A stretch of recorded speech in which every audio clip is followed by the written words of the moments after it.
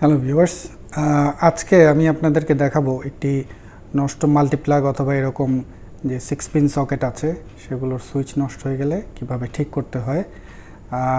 আমরা প্রথমে চেষ্টা করব সুইচটিকে ঠিক করার জন্য। এখানে দেখেন কানেকশন আসে, অনেক সময় আসে, আবার অনেক সময় আসছে না।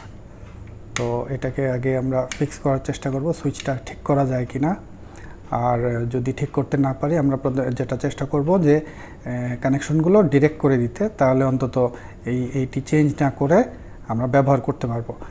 আর আরেকটা জিনিস আপনারা লক্ষ্য রাখবেন, আপনারা যারা নিজেরা এই জিনিসগুলো ঠিক করতে যাবেন অবশ্যই মেইন লাইনটি অর্থাৎ বৈদ্যুতিক লাইন আপনারা বন্ধ করে নেবেন অথবা কানেকশনটি খুলে নেবেন। কখনোই সরাসরি লাইনে আপনারা কাজ করার চেষ্টা করবেন না। আচ্ছা, আমাদের এই কাজটি করার জন্য দরকার হবে একটি স্ক্রুড্রাইভার। এটি একটি অটোমেটিক স্ক্রুড্রাইভার। একটি এই ধরনের স্ক্রুড্রাইভার লাগবে। আর আরেকটা জিনিস লাগবে যেটা গুরুত্বপূর্ণ সুইচ ঠিক করার জন্য, সেটা হচ্ছে WD-40। এই WD-40 আপনারা যে কোনো হার্ডওয়্যারের দোকানে পেয়ে যাবেন, তবে অবশ্যই খেয়াল করবেন অরিজিনাল কিনা। অরিজিনাল হলে নেবেন, যদিও এগুলোর একটু দাম বেশি, তারপরেও আমি সবসময় আপনাদেরকে সাজেস্ট করব WD-40 অরিজিনালটা কেনা। তো আমরা বৈদ্যুতিক লাইন সংযোগ খুলে নিয়েছি। এখন আমরা যেটা করব, প্রথমে এই নিচের থেকে উপরের এই কানেকশনটা খোলার চেষ্টা করব। উপরের দিকে এখানে ভিতরে ঢুকে চাপ দিবেন, দেখবেন খুলে যাবে। আচ্ছা, এই অংশটি খুলে গেল। খুলে যাওয়ার পরে আমাদের যেটা করতে হবে, এটা দুটো স্ক্রু থাকে, স্ক্রুগুলোকে আমরা খুলে নেব। এখানে আপনারা যে কোনোভাবেই হোক, স্ক্রুড্রাইভার দিয়ে হোক, হাত দিয়ে হোক, এটা খুলে নিতে পারবেন। আর আমি অটোমেটিক স্ক্রুড্রাইভার ব্যবহার করছি, কারণ তাহলে কাজটা অনেক সহজ হয়ে যায়।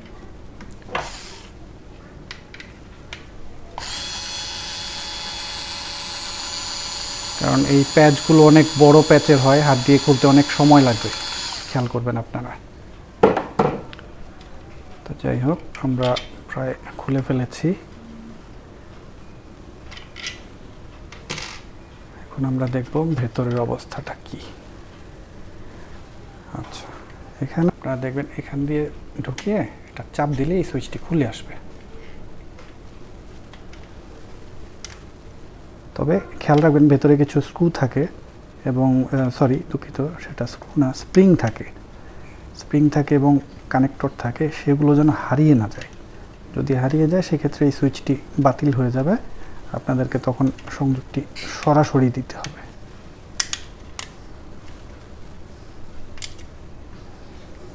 এই যে দেখতে পাচ্ছেন ভেতরে স্প্রিংয়ের মতো আছে। এখন এই জায়গাটাতে সাবধানে আমরা যেটা করব, সামান্য পরিমাণে WD-40 দিয়ে দেব। এখানে দেখেন কার্বন জমে আছে, অর্থাৎ ময়লা টয়লা বিভিন্ন কিছু জমে থাকে। তো সেইখানে আমরা একটু WD-40 দিয়ে দিচ্ছি। সামান্য একটু WD-40 দিয়েছি, একটু অপেক্ষা করব।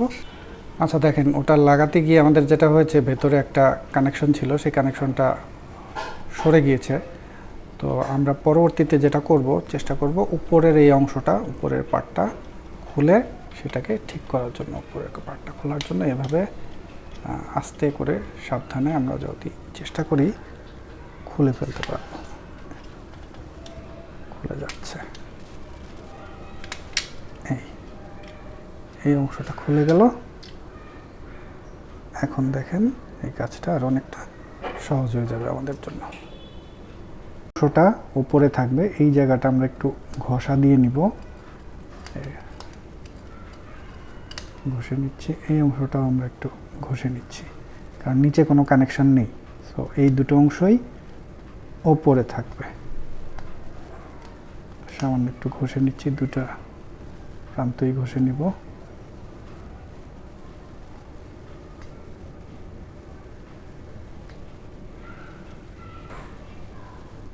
তারপরে এটাকে এখানে আমরা সুন্দর করে বসিয়ে দেবো আবার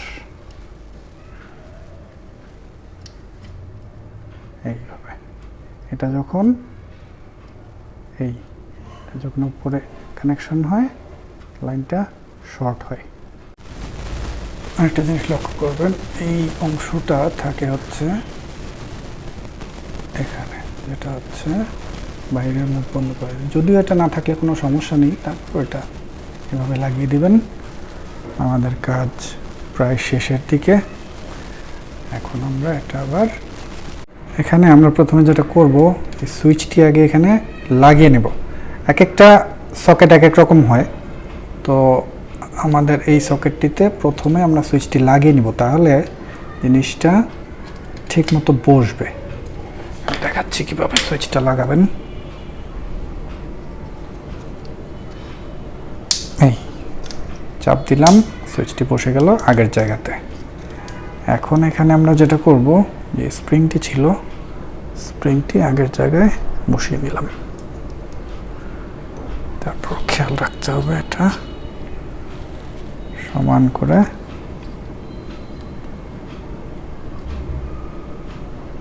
একটু কাত করে বসানোর চেষ্টা করব। চাপ দিচ্ছি, লেগে গেল, আগের মতো সুন্দরভাবে লেগে গেল। সুন্দর শব্দটা শুনতে পাচ্ছেন? এখন আমরা যেটা করব, পাওয়ার অন করব। পাওয়ার অন করে চেক করব যে আমাদের কাজটি সঠিকভাবে হয়েছে কিনা। এখন আমাদের বৈদ্যুতিক লাইন দেওয়া আছে। এই সময় আপনারা অবশ্যই সাবধান থাকবেন। এখানে যে লাল রঙের তারটি দেখতে পাচ্ছেন, এটি হচ্ছে লাইভ, ভেতর দিয়ে লাইভে কানেকশন চলে গিয়েছে। অতএব এই জিনিসটা থেকে অবশ্যই আপনারা সাবধান থাকবেন। সরাসরি কখনোই এই লাল তারে হাত দিবেন না। হ্যাঁ, আমাদের সুইচটি ঠিক হয়ে গিয়েছে। এখন আর আগের মতো কোনো সমস্যা করছে না।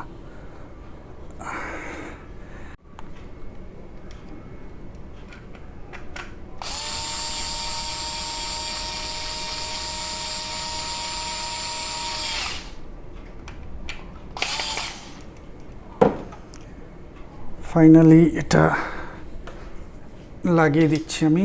ওপরের যেই কভারটা থাকে, এই কভার লাগানো একদমই সহজ। জাস্ট খালি ওপরে বসাবেন, বসিয়ে এখানে একটা চাপ দেবেন, দেখবেন শব্দ হবে, একটা শব্দ হলে এটা হয়ে যাবে। এখন আমরা একটু কানেকশন দিচ্ছি। এটা দিয়ে আমার একটি ক্যামেরা চলে, অথবা মোবাইল চার্জার, যে কোনোভাবেই হোক এটা আমি ব্যবহার করি। অন করছি, যে কানেকশন চলে এসেছে। ধন্যবাদ আপনাদের সবাইকে।